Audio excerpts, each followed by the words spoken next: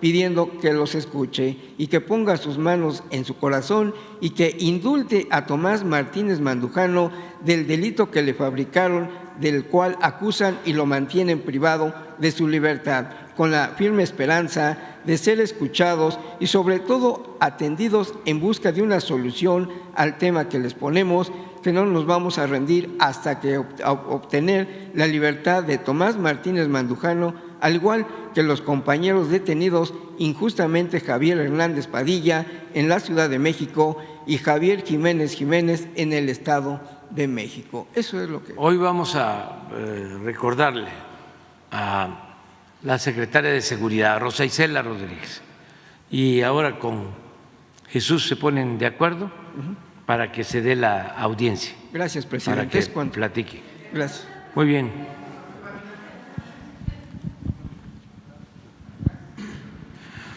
Buenos días. Buenos días, presidente. José Manuel Fuentes, de Capital 21.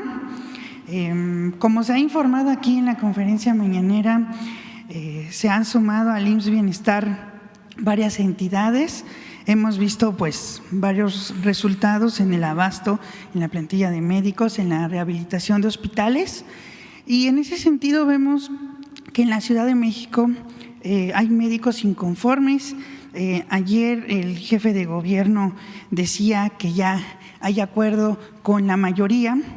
En ese sentido, todavía siguen las negociaciones. Me gustaría saber cómo va el avance de estas negociaciones, que nos expliquen la importancia de la federalización del sistema de salud, sobre todo en nuestra capital, presidente. Pues aquí están. Aprovechando. Jefe de gobierno.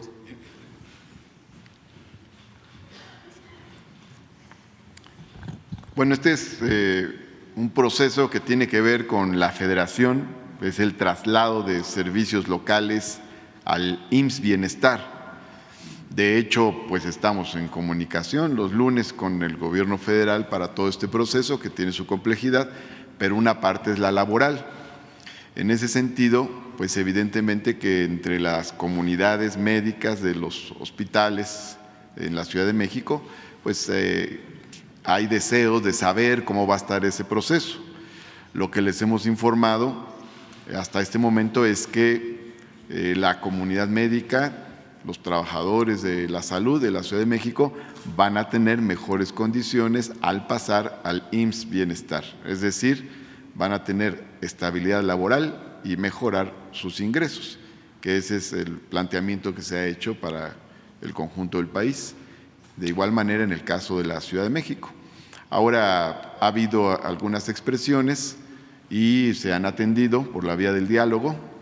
Ayer mismo que hubo algunas manifestaciones en algunos puntos de la ciudad, acudió personal del gobierno de la Ciudad de México, sobre todo del área de Secretaría de Gobierno, acudieron a platicar con ellos para informarles, Secretaría de Gobierno y Secretaría de Salud. Y vamos a seguir así, vamos a estar informando cada vez que haya una inquietud, pues a informar que se está dando este proceso. Ahorita ya nos estaba informando los beneficios para los trabajadores, pero también para la población en general. ¿Cuáles serían los beneficios? Bueno, hay un proceso que aquí se ha estado informando precisamente, que es todo el abasto de medicamentos, mejoras en la infraestructura de muchos hospitales. Se han estado terminando hospitales que estaban inconclusos y también en la Ciudad de México vamos a tener este proceso de mejoras en la infraestructura y en el equipamiento de hospitales, así como en el abasto de medicamentos. De hecho, ya tenemos un abasto de medicamentos que supera el 90% en nuestros centros de salud. Muchas gracias. En otro tema, presidente, los últimos datos del INEGI indican que la inflación rompió el piso del 5%, sobre todo por los energéticos. Sin embargo, hay algunos precios de productos, así lo reporta la gente, que nomás no bajan con lo de la inflación. En alimentos procesados, sobre todo, es lo que no ha disminuido.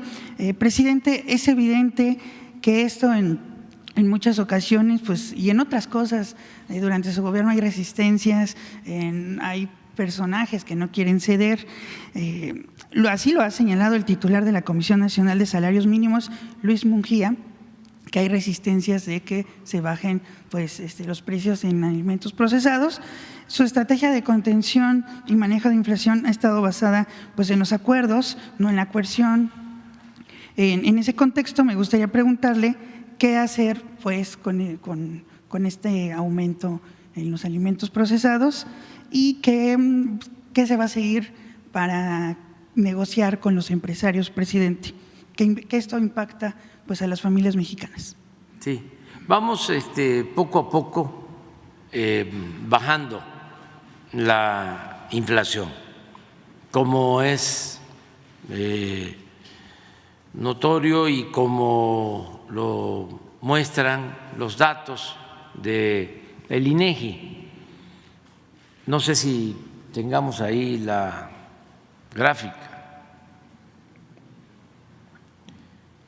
Sin embargo, tenemos que continuar con el plan para bajar más los precios o que no aumenten los precios de los alimentos y artículos de primera necesidad. Tenemos el acuerdo con las grandes distribuidoras, con las grandes tiendas como Walmart, como Chedraui, Soriana y otras, y se está cumpliendo el que una canasta básica de 24 productos de 1,039 pesos, así se fijó, cuando teníamos la inflación muy arriba, llegamos a ese acuerdo, y ahora esa canasta ya está abajo de los 900, en algunos casos hasta 800 pesos, en el tiempo que llevamos aplicando este programa. Lo cierto es que han cumplido las tiendas departamentales, estas empresas comerciales a las que hice referencia y otras, pero tenemos que seguir avanzando. Tenemos un informe quincenal del precio de la tortilla, del frijol, del pollo, del huevo. Estamos en eso, buscando que no aumenten los precios. Y tenemos la ventaja de que no aumente el precio de los combustibles. Por eso es importante la participación del Estado, porque los neoliberales, de manera dogmática, fanática, quisieran que se diluyera el Estado y que todo quedara al mercado. Y eso es como la libertad del zorro en el gallinero, para que se entienda bien. El Estado tiene que participar en el desarrollo. Ese es el otro postulado que va en contra de la concepción neoliberal. Nosotros sostenemos que el Estado tiene que participar en el desarrollo, no puede incumplir su responsabilidad social, desde luego sin asfixiar la participación de la sociedad civil, pero sí tiene que buscar el beneficio colectivo, el beneficio general. Y esto es lo que estamos haciendo. Nos ayuda mucho también para bajar la inflación el precio del gas doméstico, que está a la baja. Me da mucho gusto que un cilindro de 20 kilos que compran las familias pobres, humildes del país, ya se esté vendiendo en 400 pesos. Estaba en 600. Entonces, ahí vamos, pero tienes razón, no podemos descuidarnos y estar pendientes y hacer un exhorto a los que distribuyen alimentos, los que tienen que ver con la tortilla, con el maíz. Ya saben a quiénes me estoy refiriendo, no solo a los tortilleros, sino a las empresas que producen la harina de maíz.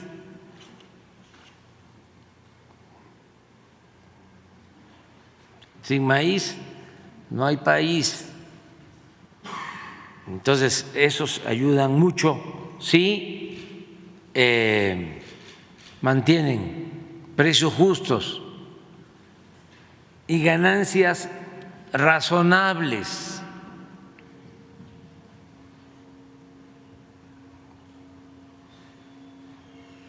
Y así en otros casos, los que se dedican a la producción de pollos, el huevo que es tan importante, porque es proteína que está pues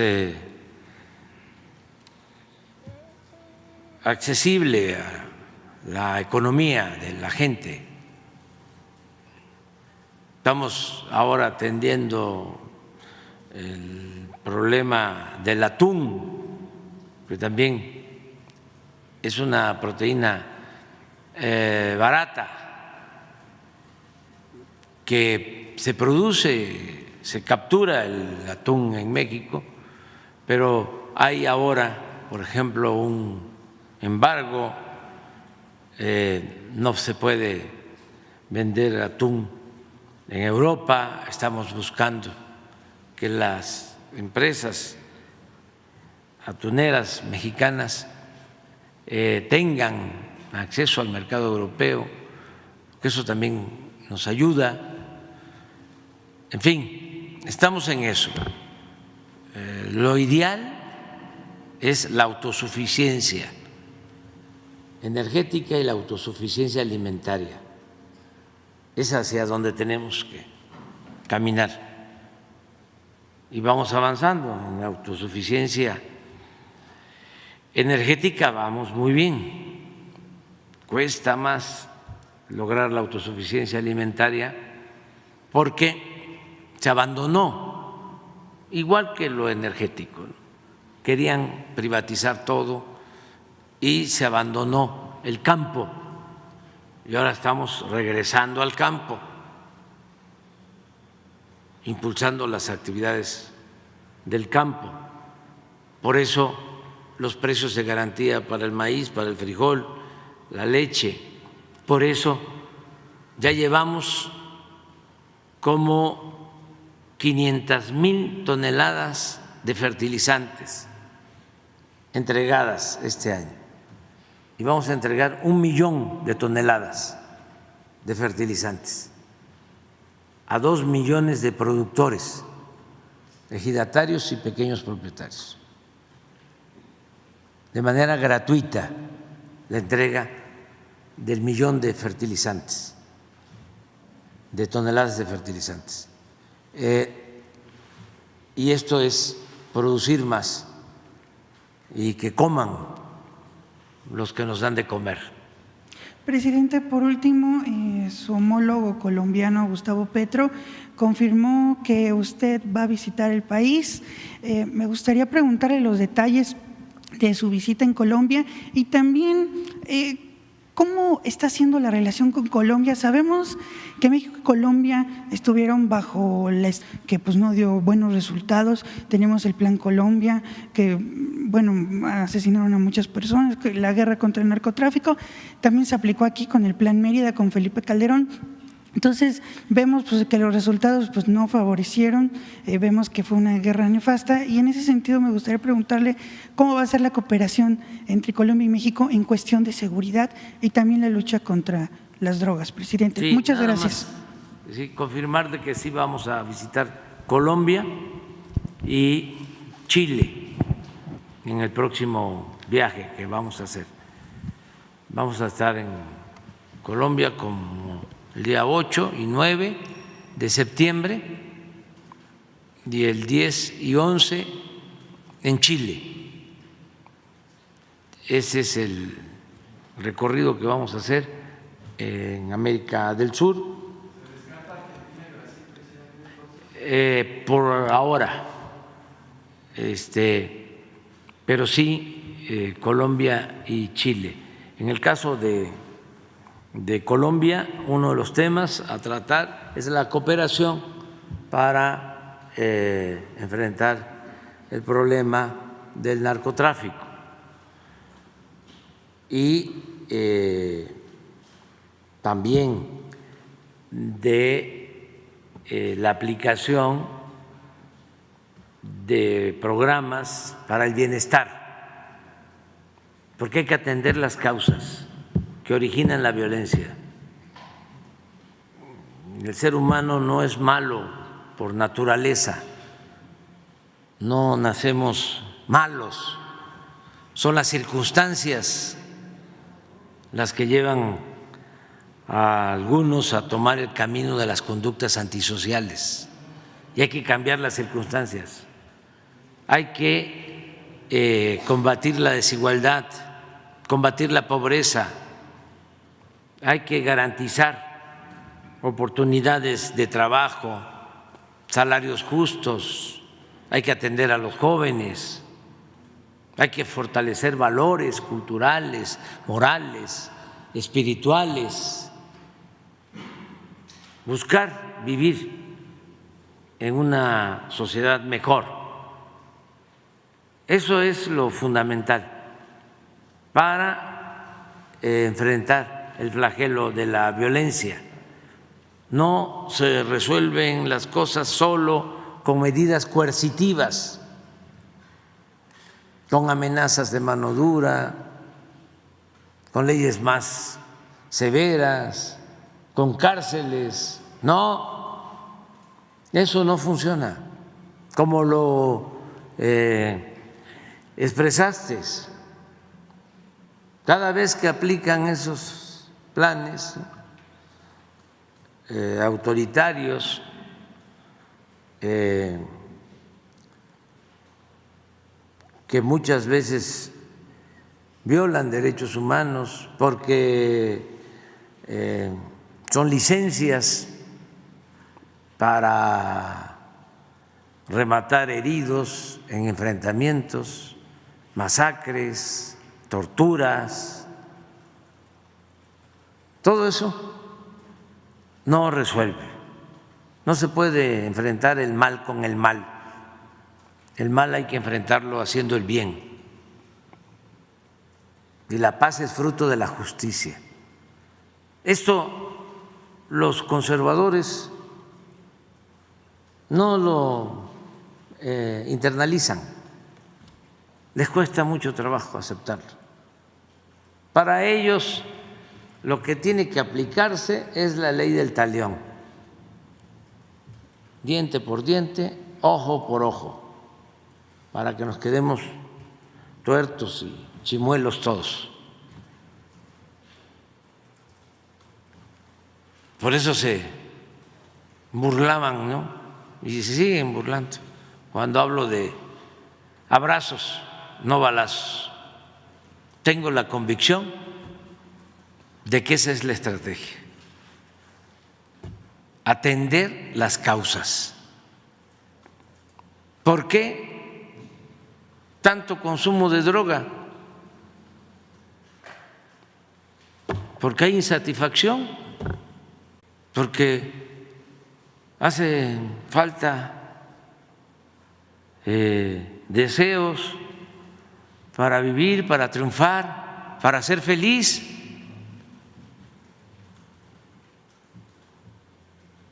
Todo se enfoca hacia lo material y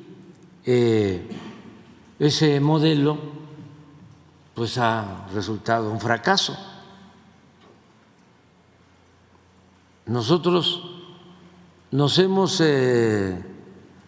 protegido por nuestras costumbres, por nuestro pasado, por el México profundo.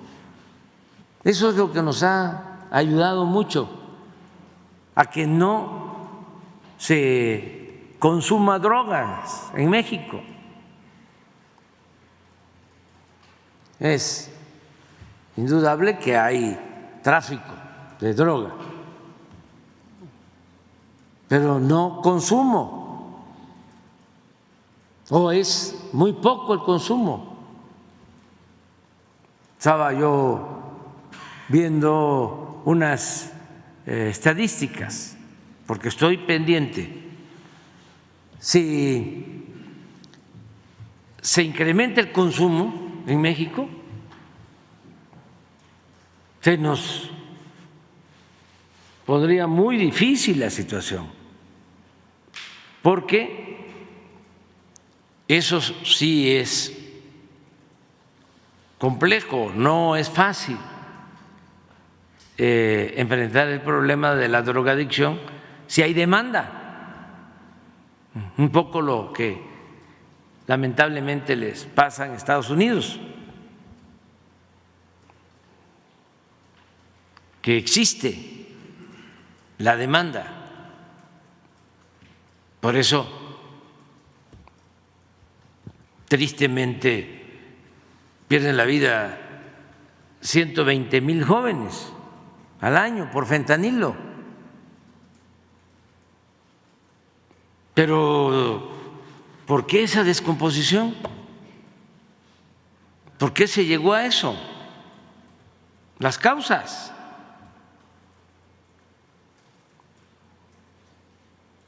Porque podemos blindar las fronteras y poner muros y destinar miles de millones de dólares al combate a las drogas y contratar más elementos para el ejército, la marina, pero si no atendemos las causas, pues van a crear cualquier otra droga, ya no el fentanilo, cualquier otra. Y va a haber demanda.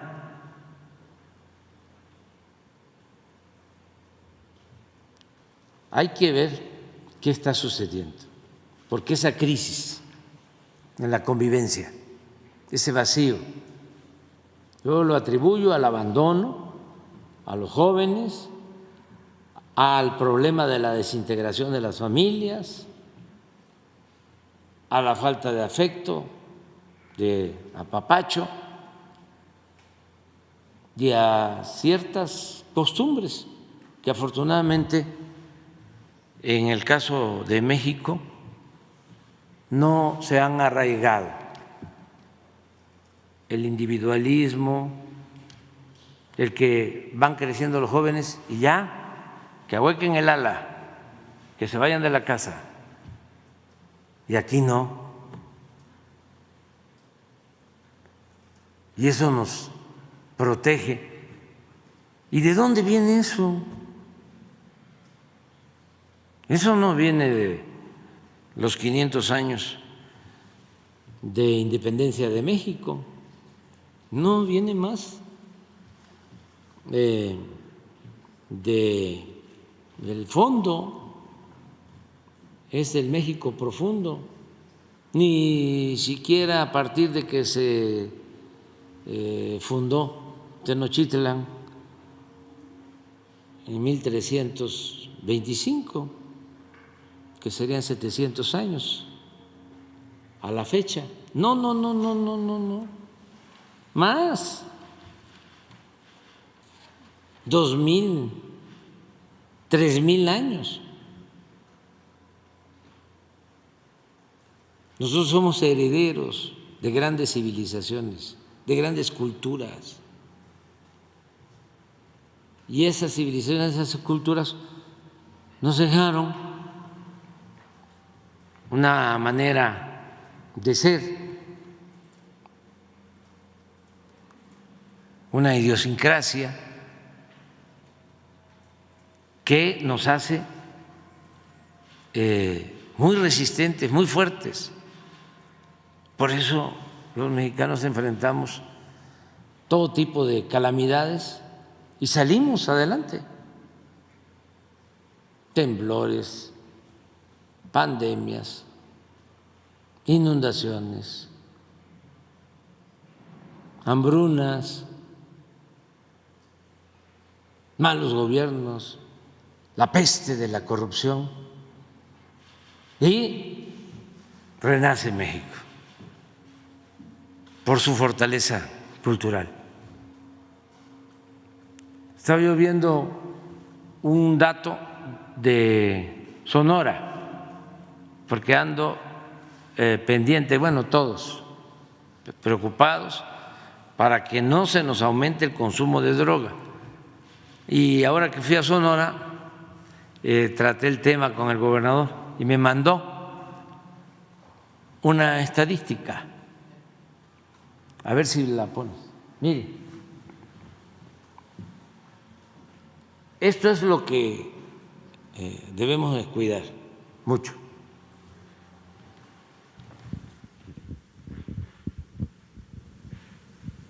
En Sonora, en el 2021, del total de defunciones, 25,466 por sobredosis, solo fallecieron 104. Del total es el 0,41. Y como traigo lo de Cajeme, que es donde tenemos más consumo, más narcomenudeo, 16 casos en Cajeme, 15,4 del total de estos 104 que fallecieron. En el 22, estos fueron los que perdieron la vida, 61 casos por sobredosis, y en Cajeme 22, en 36. Y en lo que va de 23 hasta el 17 de julio, sí, ¿no? El 7 es julio, sí. Sí, 17. Eran 9,000 defunciones, 24 por sobredosis. Ya aquí está bajando el porcentaje, y 7 de Cajeme, que es Obregón. Esto es lo que tenemos que mantener bajo. ¿Drogas o de todas las sustancias o es en particular de alguna, presidente? De todas las drogas. Abuso de droga, de todas. la sobredosis, pues, la gente que pierde la vida por eso. Pero tenemos que valorar esto. Esto no se lo debemos a ningún gobierno. Esto se lo debemos a nuestro pasado glorioso, a nuestras culturas, a lo que somos, de lo que estamos hechos los mexicanos. Entonces, si cuidamos esto hacia adelante, podemos enfrentar el problema. Nosotros en homicidios 75% es entre bandas de los homicidios. ¿Qué significa esto? Donde más homicidios tenemos es donde hay enfrentamiento de bandas por el narcomenudeo. El caso más ilustrativo y triste es Guanajuato. Ahí, como hablamos de Cajeme, en Guanajuato hay más consumo, pero no en todo el estado de Guanajuato, también, solo en el corredor industrial.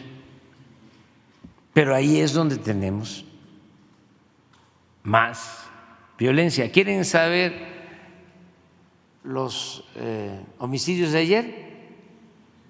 Para que se constate, porque aquí todos tenemos que aprender. Y por eso hablamos que es una comunicación circular. Miren ayer lo que les estoy diciendo. Esto fue ayer, 68 homicidios en el país. 2 estados, 12 sin homicidios, pero Guanajuato, primer lugar, 16%, por lo que estamos hablando. Si analizamos los 16 que fallecieron, que perdieron la vida en Guanajuato, vamos a encontrar de qué fueron enfrentamientos o que tienen que ver con el narcomenudeo, con el consumo. De ahí la importancia de fortalecer valores, de atender a los jóvenes, de evitar la desintegración de las familias, de no despreciar nuestro pasado, fortalecer nuestra identidad, exaltar nuestras tradiciones, nuestras costumbres y hacer a un lado el clasismo y el racismo.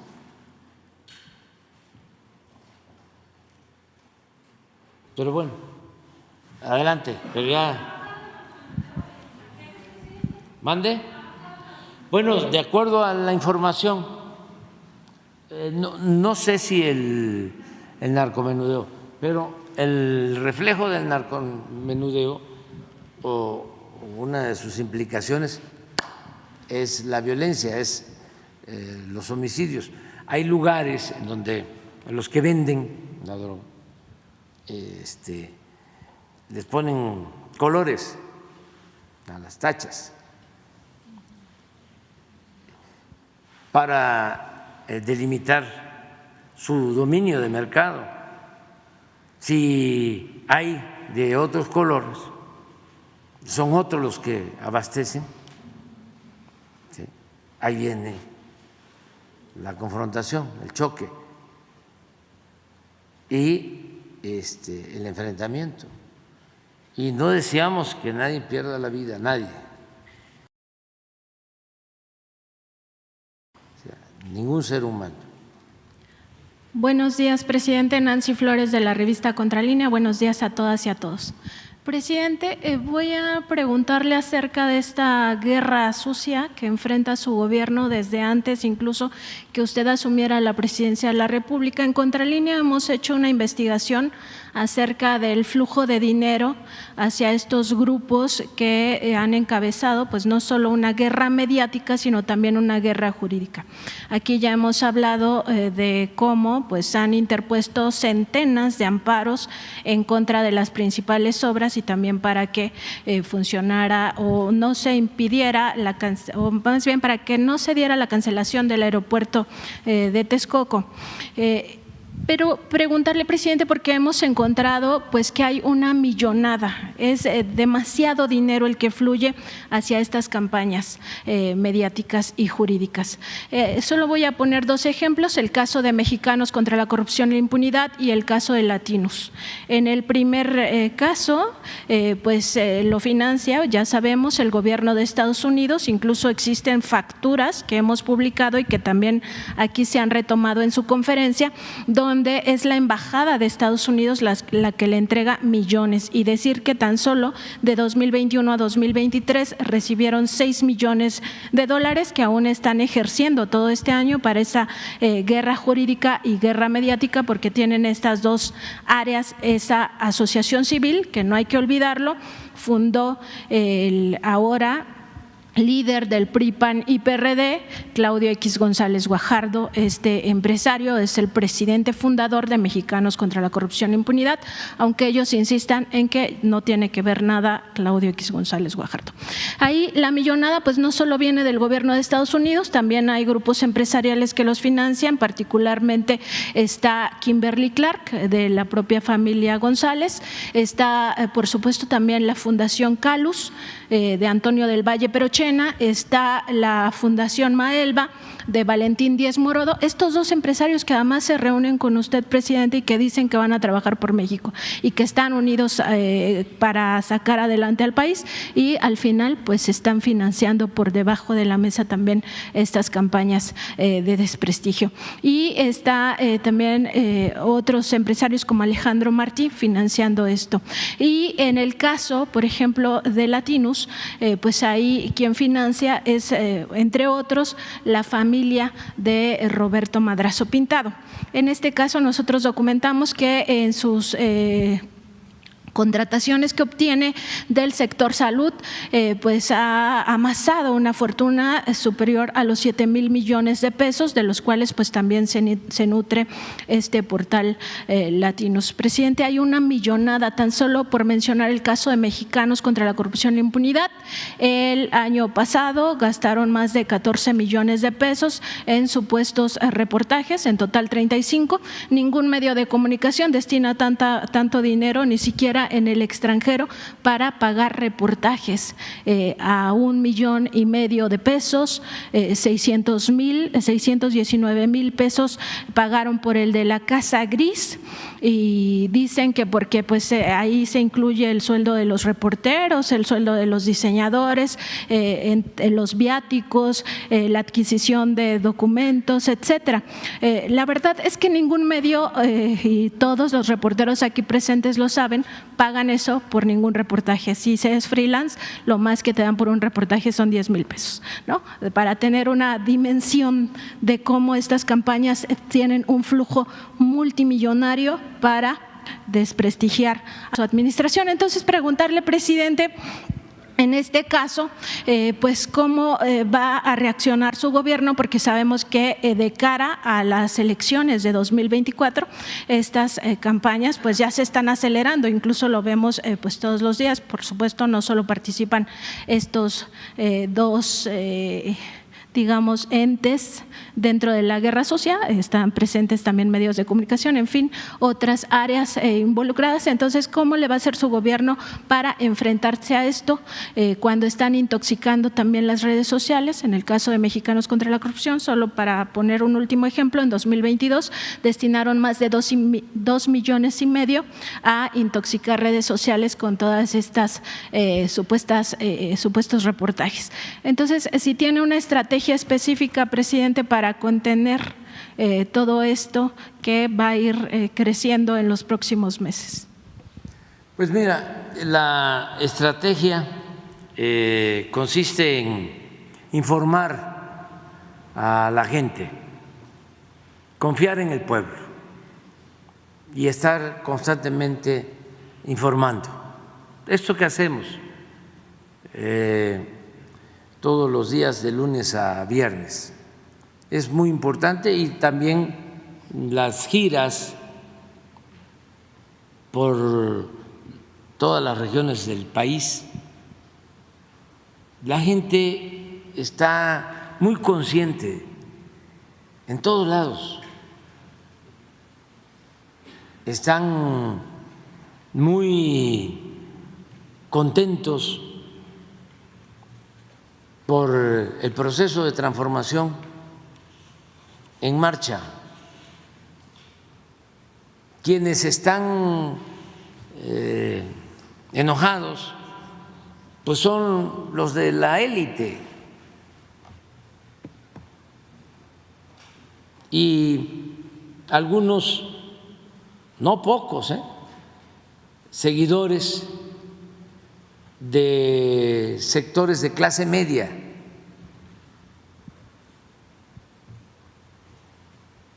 Los de arriba, pues, tanto políticos como traficantes de influencia, ni siquiera en el sentido estricto empresarios, traficantes de influencia,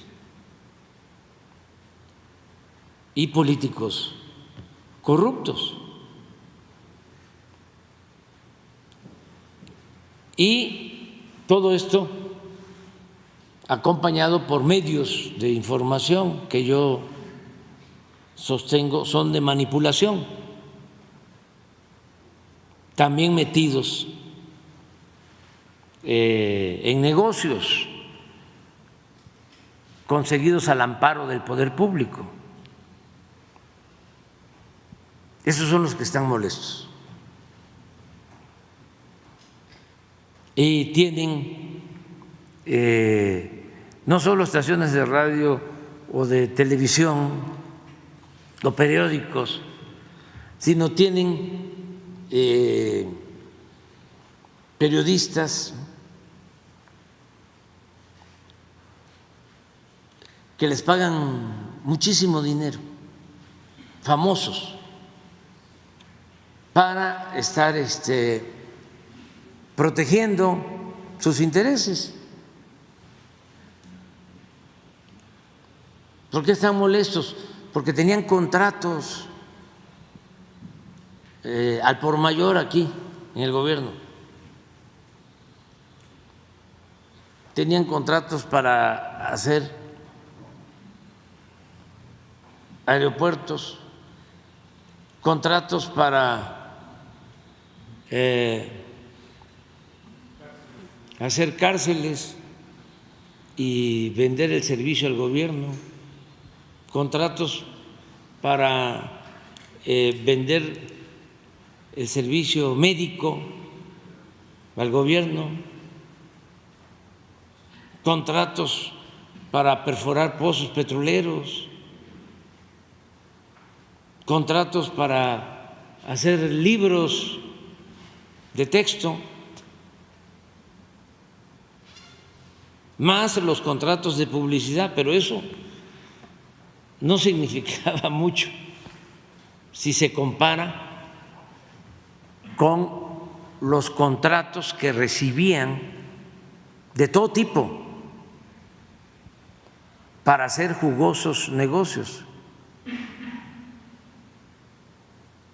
Entonces, por eso hay conductores como López Dóriga, como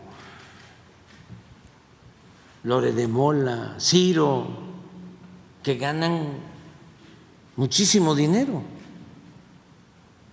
porque pues no tienen como función informar, sino proteger intereses. Está muy fea la palabra, bueno, no la voy a usar. No,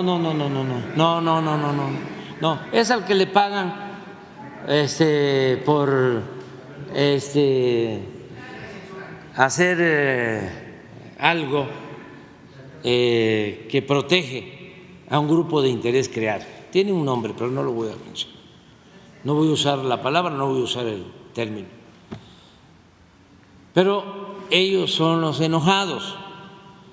Yo recuerdo que, como ahora, por eso no hacen mella, porque se repiten y se repiten, ¿no? Ahora tienen toda una campaña, ¿no? Le llaman últimamente nado sincronizado, para atacarnos y inflar a nuestros adversarios, para exaltar a nuestros adversarios. Yo recuerdo que cuando estaba por resolverse quién iba a ser candidato del PRI en el sexenio anterior, y ya se veía como opción Eliseo Peña Nieto, empezaron a ayudarle también, así como nado sincrónico. Todos los medios, con honrosas excepciones, para no generalizar. Y recuerdo que Ciro Gómez Leiva tenía un programa en ese entonces en Milenio, un programa de televisión. ¿Sí era Milenio? Y el periódico Milenio publicaba diariamente una encuesta, diariamente. Pero les hablo de una encuesta que se empezó a publicar 6 meses, 8 meses antes de la elección, y daban a conocer el resultado diario. Ciro.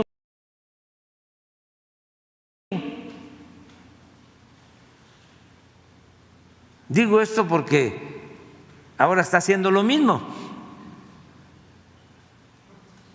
Ya de repente no puedo mencionar a las personas. Ya está hasta las nubes. ¿Sí? Porque ¿quiénes hacen esas encuestas? Pues desde luego no la aplican, las hacen en el escritorio. Son especialistas en cucharear. Esa GEA-ISA la empezaron a hacer antes de la elección de Calderón, cuando se robaron la presidencia, y en pago el que hacía las encuestas terminó siendo director del CISEN, Valdés. Pero si decimos CISEN, a lo mejor mucha gente no sabe qué es el CISEN. en aquel entonces era el centro de espionaje del gobierno. Ese era el CISEN. Bueno, cuando esto de Ciro, quienes hacían las encuestas eran los de una empresa de Líbano Sainz que había actuado como secretario particular de Zedillo.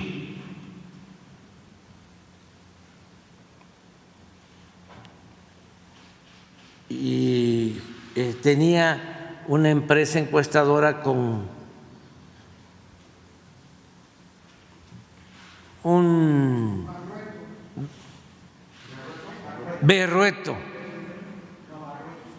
Barrueto, exactamente, Barrueto. Por ahí andan los dos todavía y haciendo lo mismo. Entonces, ellos hacían esa encuesta. Sí estaba arriba, ¿no?, el presidente Peña en ese entonces, ¿no?, pero no tanto, porque creo que lo ponían como 80%. Sí, como 80. No, yo estaba hasta en el suelo. Diario. Al grado de que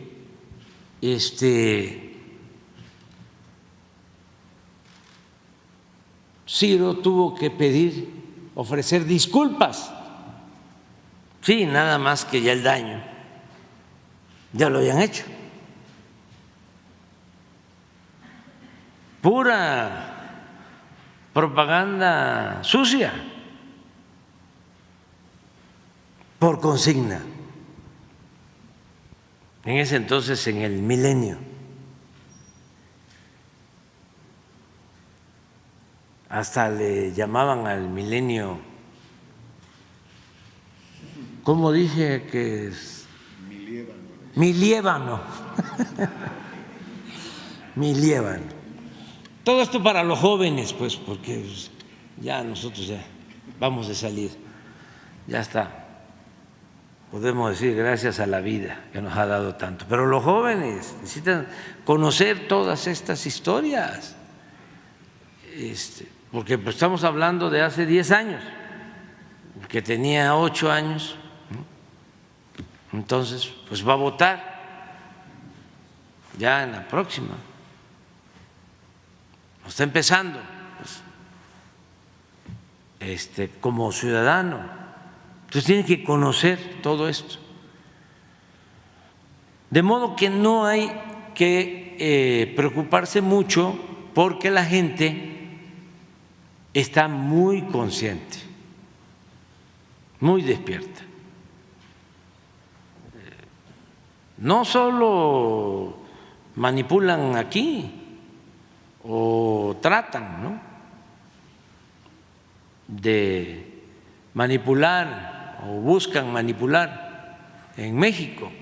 No, tienen conexiones con la gran prensa mundial, que también es de risa, el Financial Times, el Wall Street Journal, el New York Times. ¿Quién maneja todo eso? Pues los mismos, Claudio, Castañeda, Aguilar Camín, tienen el control de los corresponsales de esos diarios internacionales. Y antes salía una nota a favor de un candidato de la mafia del poder en México, tenía un impacto, ¿no?, supuesto también en la élite, en el llamado Círculo Rojo. Ahora, ya eso no tiene ningún efecto. Lo que saque el Wall Street Journal, más si es un reportaje mentiroso. Yo les comentaba en una ocasión que los editores de Los Angeles Times empezaron a sentir que algo raro estaba sucediendo, porque su enviado en México, pues todo lo que les mandaba eran notas en contra de nosotros, de que estaba muy mal México y muy mal el gobierno de México. Pero ellos tenían otras fuentes y la gente, y acá también, con una opinión distinta, apoyando la transformación.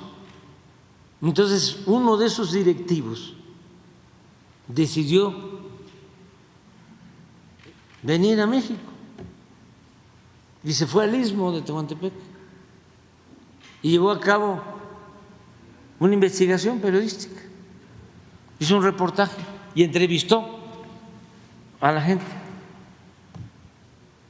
y encontró que había otra realidad, que no era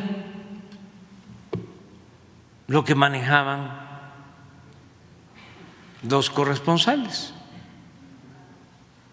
controlados por Claudio y por Castañeda y por Aguilar Camín y por Krause.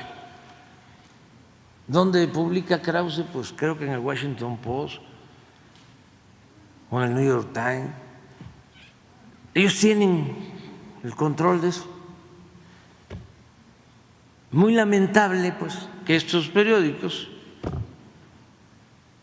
con tanta fama estén al servicio de grupos de intereses creados y al servicio de la corrupción,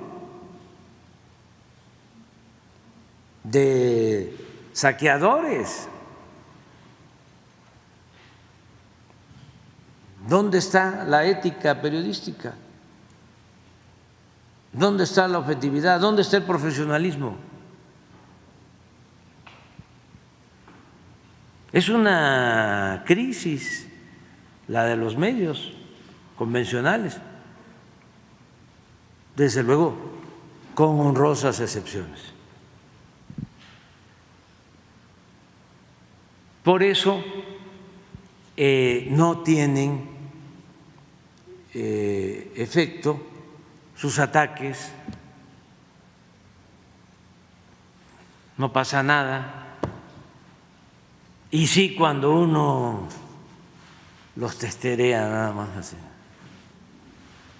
se ponen que, ¿no?, pegan el grito en el cielo, porque también, ¿no?, con la hipocresía de la derecha, nada más ellos pueden cuestionar. Uno no puede decir nada. Uno no puede ejercer la libertad, no puede ejercer el derecho de réplica, no puede uno ejercer la libertad de expresión, el derecho a disentir. No, nada más ellos.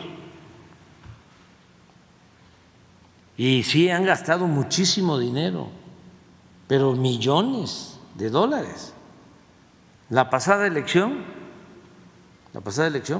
se reunieron. Tengo pues toda la información.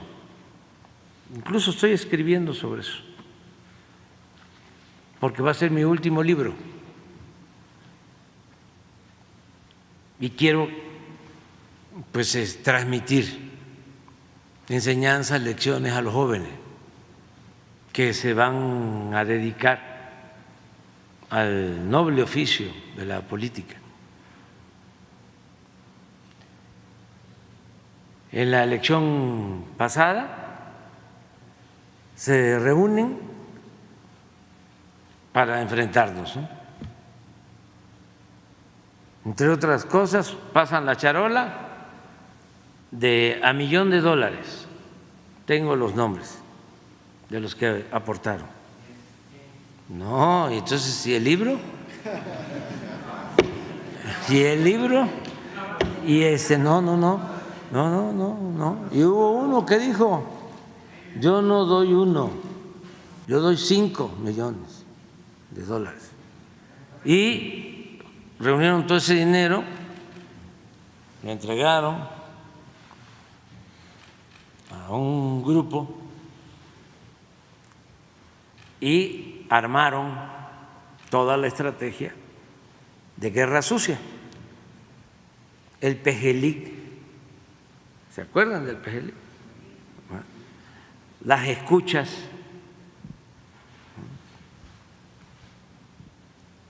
el espionaje, la Operación Berlín, un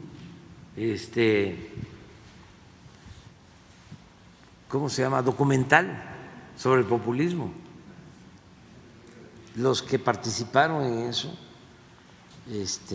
imagínense, 4 capítulos.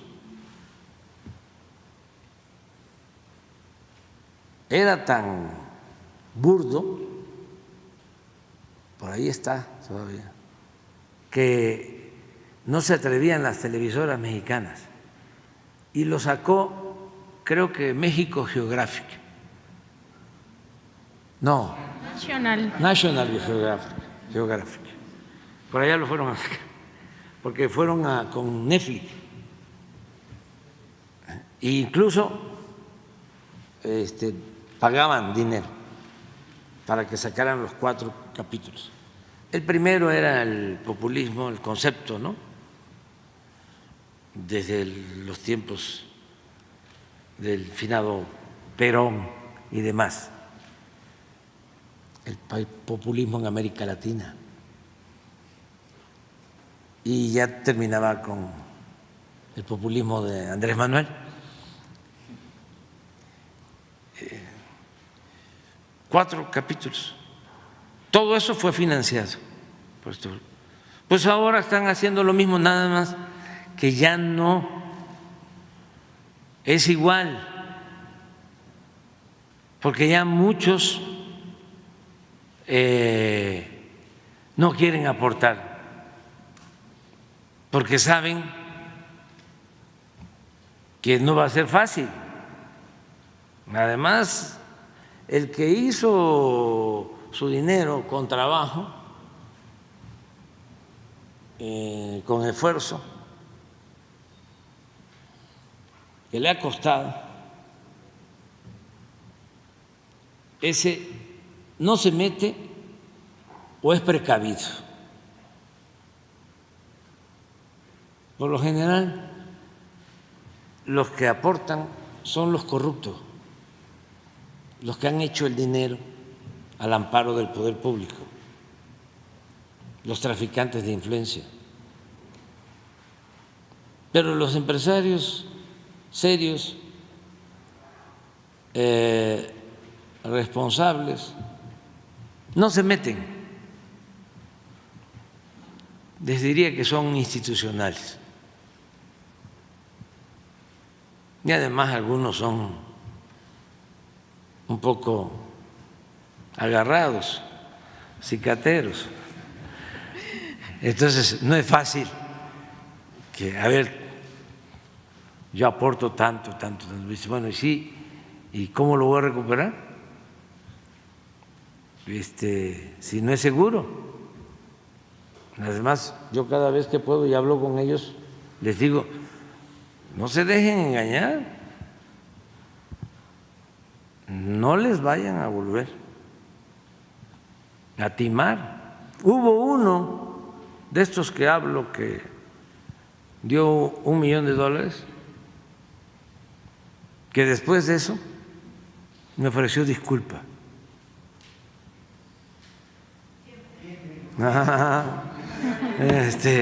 Y el libro,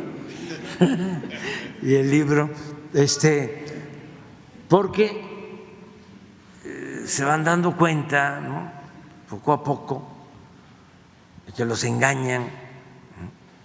Una vez trajeron a un empresario, en esa ocasión, de Venezuela, una reunión allá a Punta Mita,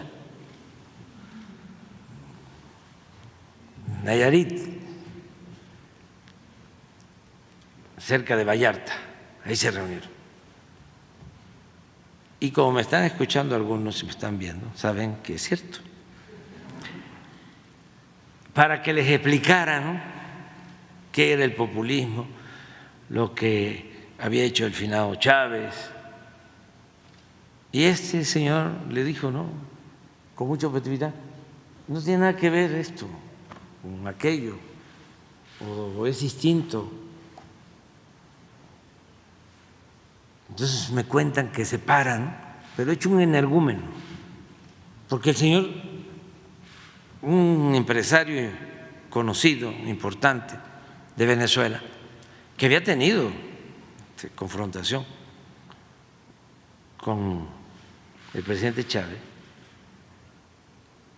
estaba más moderado, más sereno,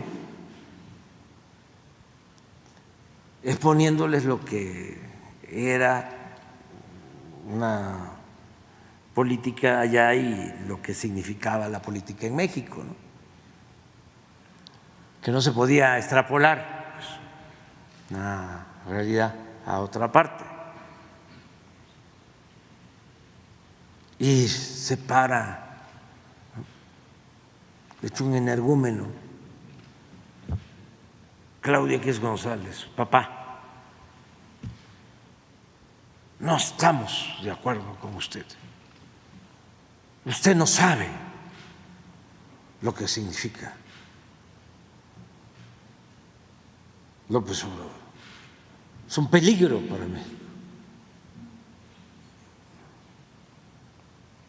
Y no tenemos por qué tener ninguna contemplación. Tenemos que unirnos todos. Así. Y ahí, pues los que le hicieron caso, le siguieron. Pero ya no es igual. Ya no es igual. Ya hasta Claudio X González, papá, cuando lo veo, ya es otra cosa. Bueno, Ya, presidente. le gusta el béisbol igual que a mí, nada más que ya él nada más va a ver el béisbol. Yo todavía sigo bateando. Ahora de 300. Ahora la diferencia es que usted es presidente.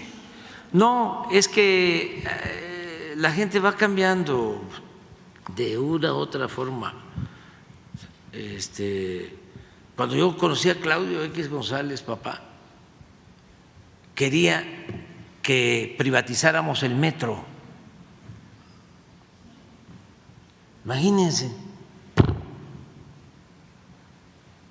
Una vez tuvimos una reunión, él era creo que el consejo en aquel entonces Hombres de Negocios, ahora es Consejo Mexicano de Negocios, algo así, porque de ahí pasaba a ser presidente del Consejo Empresarial. ¿Cómo es? Consejo Coordinador Empresarial, sí, de ahí. Yo decía respetuosamente, no. Pero bueno, él así lo conocí, me acuerdo, era yo jefe de gobierno, a hablar con ellos, y lo que me propone, ¿por qué no se privatiza el metro? Y luego, que porque tenía yo a una gente de primerísima, que lo quiero mucho, que es uno de los mejores intelectuales de México, Enrique Semo, era secretario de Cultura, y alarmadísimos. ¿Cómo va a estar en Cultura de la Ciudad de México un comunista? Así lo conocí a Claudio. Y luego lo padecí cuando el fraude del 2006, porque él se metió a encabezar a todos los traficantes de influencia. Llegó a decir que si no ganaban por la buena, no descartaban la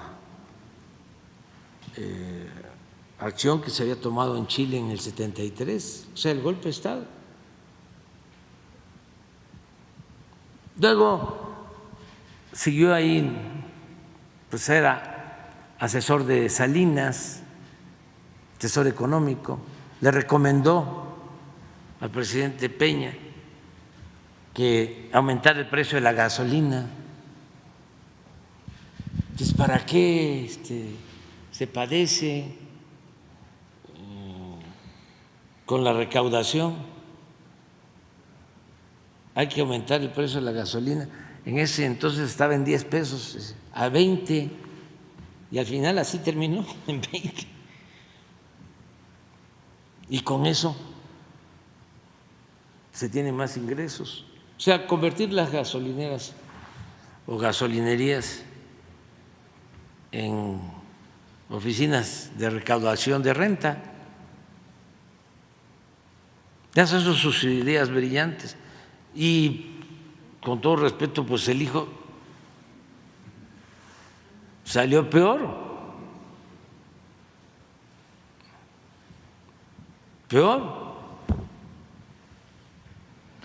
Entonces ya no es lo mismo, ya son otras condiciones y no son borregos los empresarios. Ya no es el tiempo de antes de que los podían manipular, no, ya muchos empresarios están informados, saben, ¿no?, de lo que se trata y no se meten. Sí va a haber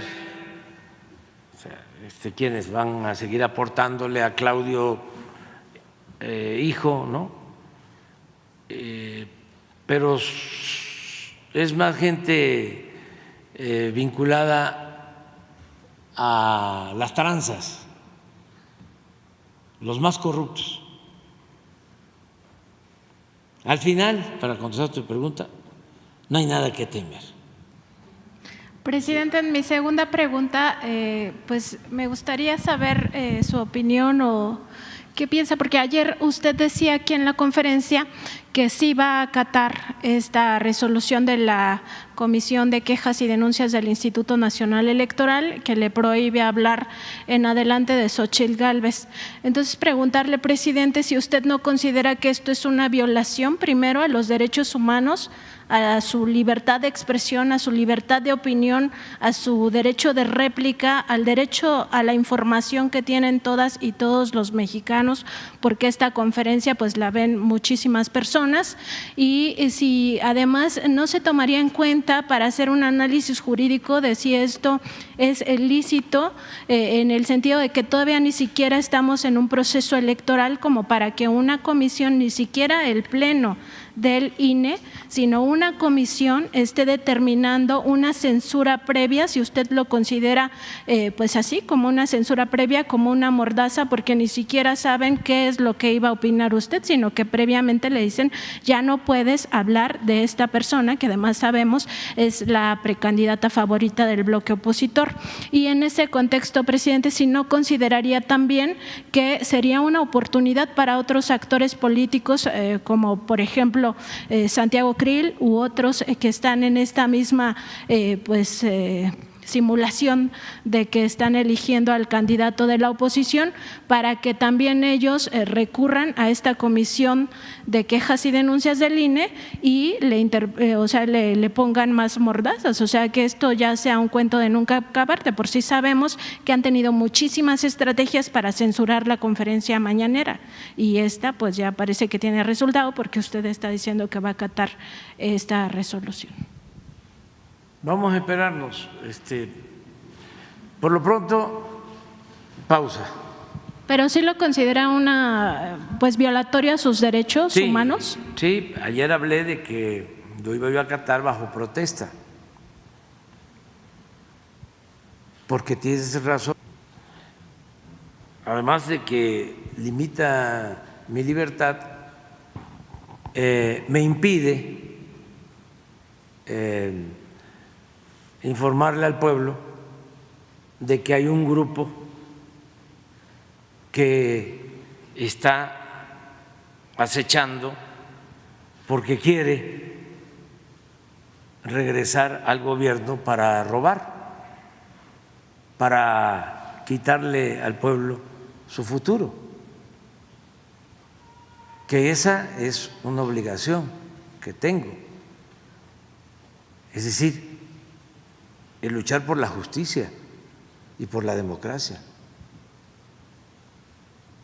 ¿Cómo es que no voy yo a advertirle a la gente de que hay una pandilla de rufianes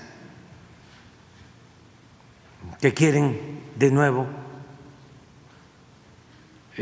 tomar el gobierno para saquear y mantener en el abandono a la mayoría de los mexicanos? ¿Por qué no lo voy a decir?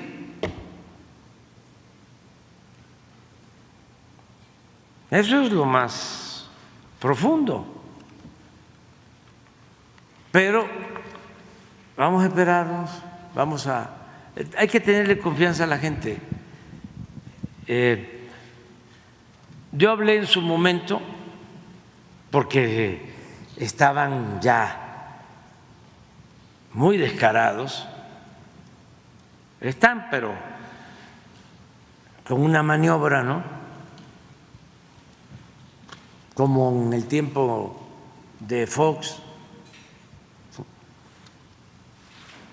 con una estrategia publicitaria, queriendo engañar a la gente. A ver, no, si no es el origen, es la honestidad, no es de dónde venimos o cómo hablamos, sino si hemos sido consecuentes o no en la vida, si hemos actuado con rectitud, con honestidad, porque eso es lo que el pueblo de México desea y necesita: gobernantes honestos, íntegros, no falsarios, no gente hipócrita, no ambiciosos vulgares,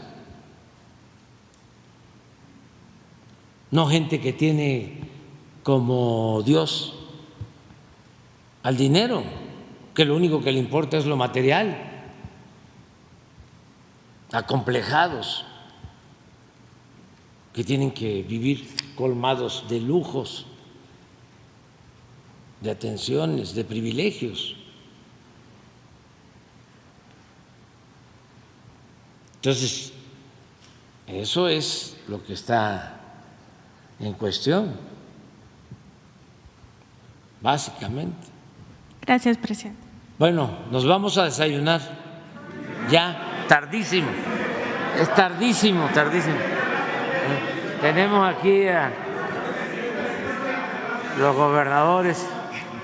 Digo, nos vemos mañana. Vamos a tener que ya llevar la mañanera el sábado y domingo porque es mucha